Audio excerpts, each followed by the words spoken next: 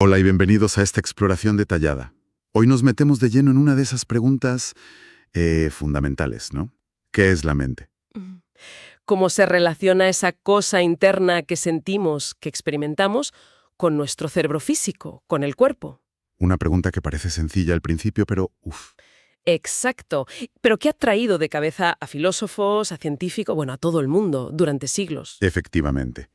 Y hoy vamos a usar como guía un fragmento denso, pero la verdad es que muy clarificador, de Filosofía de la Mente del doctor Carlos Beorlegui. Un texto académico, sí. Eso es. La idea no es dar la respuesta definitiva porque, bueno, ¿quién la tiene? Sino más bien desgranar las ideas clave que presenta el texto, hacer un poco de mapa. Un mapa desde las raíces históricas hasta los debates más recientes. Exacto. Ver cómo se ha ido pensando esto. Queremos entender las distintas propuestas, ¿no? Las que han intentado resolver este puzzle, sacar las claves de este material. Ofrecer una perspectiva, una brújula para navegar por este territorio tan complejo del pensamiento sobre nosotros mismos. Muy bien, pues vamos a ello. Empecemos a desentrañar esto. A ver, para empezar, esto de pensar que somos algo más que carne y hueso no es nada nuevo, ¿verdad? ¿Qué va? El texto nos recuerda que mucho antes de los griegos, en culturas como la homérica o la bíblica ya se hacían estas preguntas sobre nuestra naturaleza. Mm, Y es muy interesante lo que Peorlegui apunta sobre la visión hebrea antigua. ajá, Usaban palabras como nefes, que se traduce a veces como alma o vida, y basar, carne, fragilidad, pero no para hablar de dos cosas separadas. ah, ¿no? No veían al ser humano como una unidad. Nefes era más bien la condición de ser vivo, la dignidad, digamos, y basar pues apuntaba a nuestra vulnerabilidad. Entiendo. Incluso rúa, espíritu, se refería más a la apertura a lo divino que a una entidad aparte. La visión era fundamentalmente unitaria. O sea, una unidad original. Pero claro, luego llegaron los griegos y ahí la cosa se complicó, ¿no? Platón. Uf, Platón.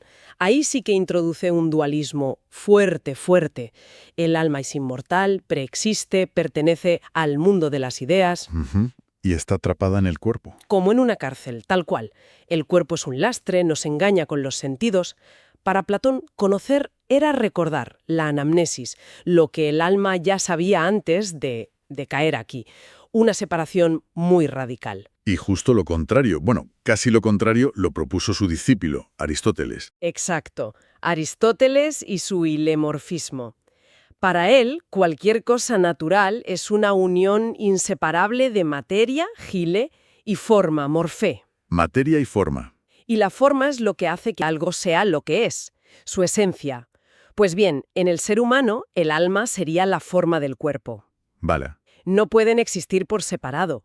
Son como dos caras de la misma moneda, una unidad sustancial. Mucho más integrado, sí.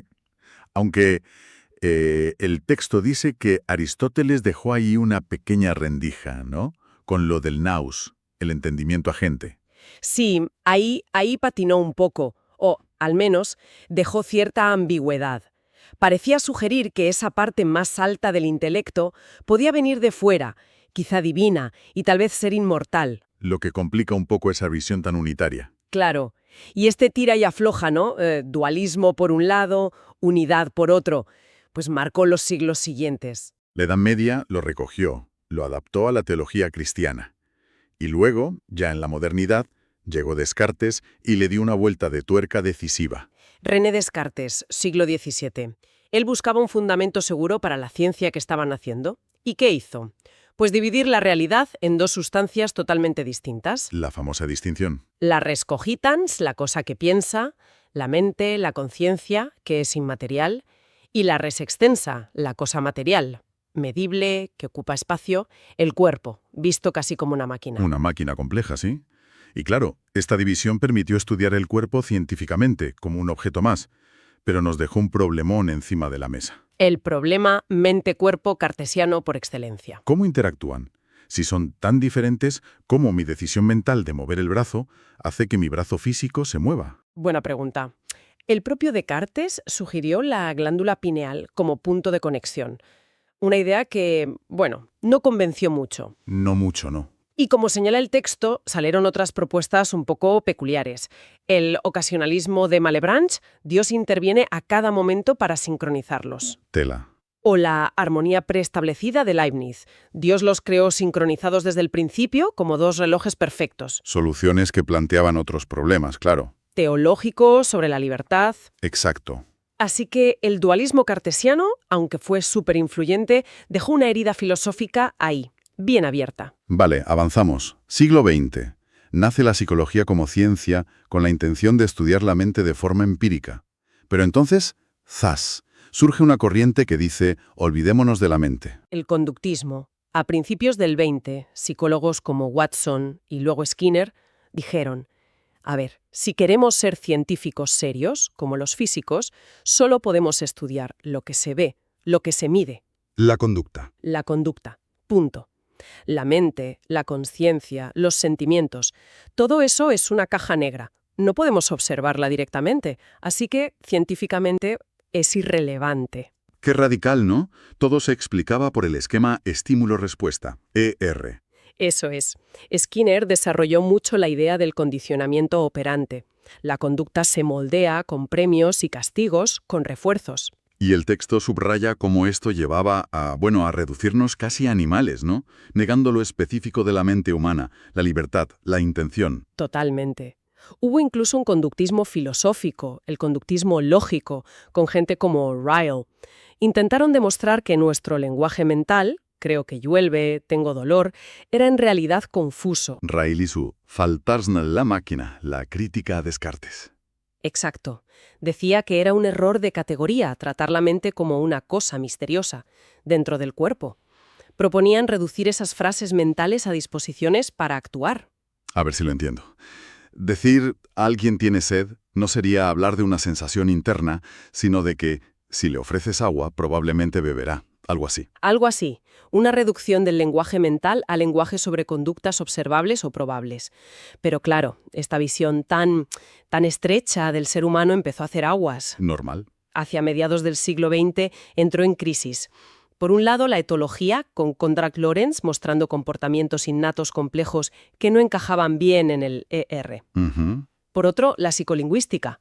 Chomsky argumentó de forma muy potente que la complejidad del lenguaje, como aprendemos a hablar, no se puede explicar solo por estímulos y respuestas. Necesitas algo más interno. Necesitas postular reglas internas, representaciones, una gramática universal. Y luego, claro, el desarrollo de la neurociencia, la informática, la inteligencia artificial.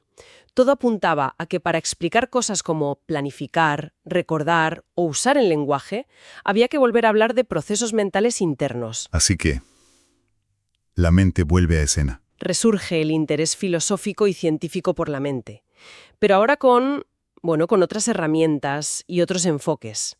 Y el texto de Beorlegui agrupa las teorías principales que surgieron entonces, empezando por los monismos materialistas. Monismo. Solo hay un tipo de sustancia, la material. Y dentro de eso, la teoría de la identidad mente-cerebro. Correcto. La TI, que fue popular en los años 60. Filósofos como Place, Smart, Fagel propusieron algo muy directo. Los estados mentales son estados cerebrales. No que están relacionados, sino que son lo mismo. Son idénticos, ontológicamente idénticos. Sentir un dolor específico es literalmente la activación de tal o cual grupo de neuronas. Las famosas fibra C que menciona el texto como ejemplo. Como decir que el agua es H2O. Suena a limpio, ¿no? Económico y científico. Pero a ver, ¿qué pasa con la experiencia subjetiva? Mi sensación interna de ver el color rojo, el qualia, ¿es realmente lo mismo que un patrón neuronal que describe un científico desde fuera? Ahí has dado en el clavo. Esa es una de las críticas clave que Beorlegui recoge. La dificultad enorme de reducir esa cualidad subjetiva, esa perspectiva de primera persona, a una descripción física objetiva, de tercera persona. El famoso problema difícil de la conciencia que diría Chalmers más tarde. Ya. Y surgió otro problema, ¿no? La realizabilidad múltiple. Podría realizarse en sustratos físicos muy distintos. En mi cerebro, ¿vale? Pero quizás en el cerebro de un pulpo, que es muy diferente. O en un ordenador del futuro. Exacto, si la teoría de la identidad estricta dice que el dolor es la activación de fibras C humanas, significa que un pulpo sin fibras C no puede tener dolor. ¿O un robot?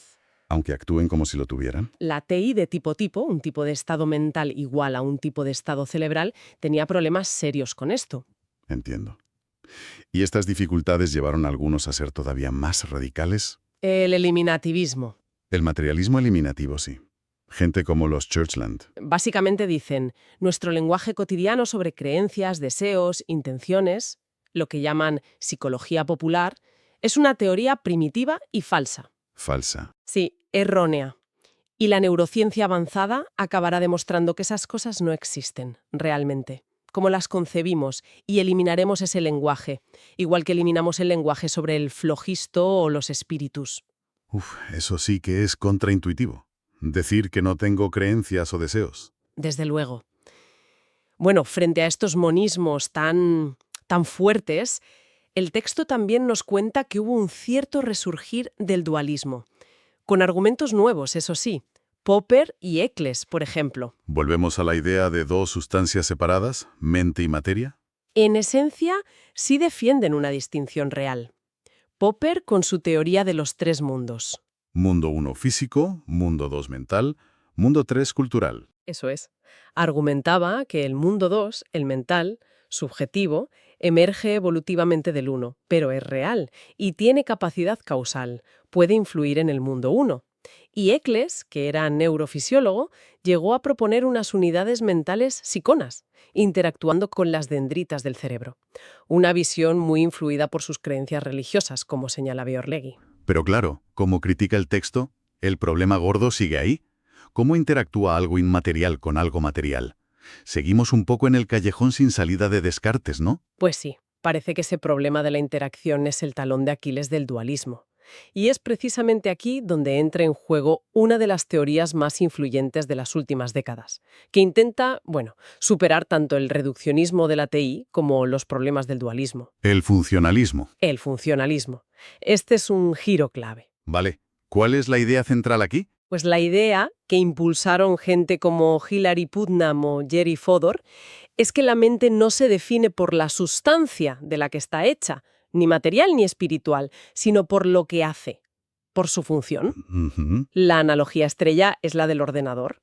El cerebro es el hardware, la máquina física, la mente es el software, el programa que corre en esa máquina. Claro. Lo importante no son los chips de silicio o las neuronas de carbono, sino la estructura lógica del programa, las relaciones causa-efecto entre las entradas, inputs, los estados internos y las salidas, outputs. Exactamente. Y esto resuelve de un plumazo el problema de la realizabilidad múltiple que vimos antes. Porque un mismo software, Puede correr en distintos hardwares una misma función mental, como calcular, o según una definición funcional, sentir dolor, podría implementarse en un cerebro humano, en un ordenador muy avanzado o, quién sabe, si en un cerebro alienígena hecho de otra cosa. y esto dio alas a la inteligencia artificial fuerte, ¿no? La idea de que una máquina bien programada no solo simularía tener mente, sino que tendría una mente de verdad. Totalmente. El famoso test de Turing encaja perfectamente aquí. Si no puedes distinguir el comportamiento de una máquina del de un humano, deberías atribuirle pensamiento, inteligencia. Mente. Suena muy potente, y la verdad es que dominó el panorama durante bastante tiempo. Pero también se llevó críticas muy serias. El texto destaca una en particular, La de John Searle, la habitación china. el famoso experimento mental de la habitación china. Searle se imagina a sí mismo encerrado en una habitación. No sabe nada de chino, cero. Pero tiene un manual de reglas enorme, un programa que le dice: si te pasan por debajo de la puerta este símbolo chino, saca este otro símbolo chino. Vale, un conjunto de instrucciones sintácticas. Exacto. Y él se vuelve tan bueno siguiendo las reglas que, desde fuera, parece que entiende chino perfectamente. Contesta preguntas de forma coherente, pero Searle dice: un momento, yo sigo sin entender ni papa de chino, solo manipulo símbolos siguiendo reglas, sintaxis, pero no tengo ni idea de lo que significan, semántica. Una crítica demoledora a la idea de que la mente es solo computación, solo manipulación de símbolos. Exacto. Argumenta que la sintaxis no es suficiente para la semántica, para la comprensión real. ¿Y qué otras pegas se le pusieron al funcionalismo? Pues también se le criticó por tender a ignorar un poco la importancia de la base biológica específica, ¿no? Nuestro cerebro concreto, con su historia evolutiva, sus neurotransmisores, no es cualquier hardware. Y, de nuevo, seguía teniendo problemas para explicar bien la cualidad subjetiva de la experiencia, los qualia. Manipular información no parece ser lo mismo que sentir el rojo o el dolor. Vale, entonces, si ni el reduccionismo materialista, ni el dualismo, ni el funcionalismo puro convencen del todo, ¿qué nos queda? Hay que buscar vías intermedias. El texto habla del emergentismo. El emergentismo, sí. Autores como Mario Bunge o incluso el propio Searle, aunque él prefiere llamarlo naturalismo biológico. La idea central es que la mente emerge de la complejidad organizada del cerebro biológico, Emerge. ¿Qué quiere decir exactamente? que no es una sustancia separada, como diría el dualista. Tampoco es simplemente idéntica a la suma de las neuronas disparando, como diría la teoría de la identidad más simple. Es una propiedad nueva, de un nivel superior, que aparece gracias a la organización y la interacción de las partes del sistema cerebral. Ah, como la liquidez del agua. Una molécula de H2O sola no es líquida, pero muchas juntas e interactuando, ¡zas! Emerge la liquidez. Esa es la analogía perfecta. La mente, con la conciencia, el pensamiento, la subjetividad, sería un conjunto de funciones biológicas de muy alto nivel, específicas de ese sistema neuronal hipercomplejo que es nuestro cerebro. Es causada por el cerebro y se realiza en el cerebro, pero no se puede reducir sin más a la física de las neuronas individuales. Intenta ser naturalista, basado en la biología, pero sin ser crudamente reduccionista. Exacto. Intenta salvar la realidad y en la especificidad de lo mental sin posturar entidades misteriosas. Y el texto menciona también una perspectiva filosófica española que va un poco por ahí. El estructurismo de Laín Entralgo, basado en Zubiri. Sí, conceptualmente está muy cerca. Laín, usando la filosofía de Zubiri, habla de constitucionismo. La evolución no solo produce cambios, sino que constituye una nueva realidad, la humana. Una estructura única. Una estructura única, una sustantividad, dice Zubiri, con dos subsistemas inseparables, psique y soma, mente y cuerpo. La psique, la mente, no es una cosa, sino la estructura dinámica de lo humano, la forma organizativa que nos da nuestras capacidades únicas. Como la intelección sentiente de Zubiri. Una inteligencia que no se puede separar del sentir. Justo. No es un alma inmortal, separada al estilo Platón, pero sí es una novedad radical en la naturaleza que funda la dignidad humana. Es una visión muy integradora. Fascinante. Parece que estas visiones más recientes, el emergentismo, el estructurismo, intentan de verdad integrar mente y cerebro de una forma más holística, más completa. Después de todo este viaje, ¿hacia dónde van los debates ahora, según el texto de Beorlegui? ¿Hay alguna convergencia?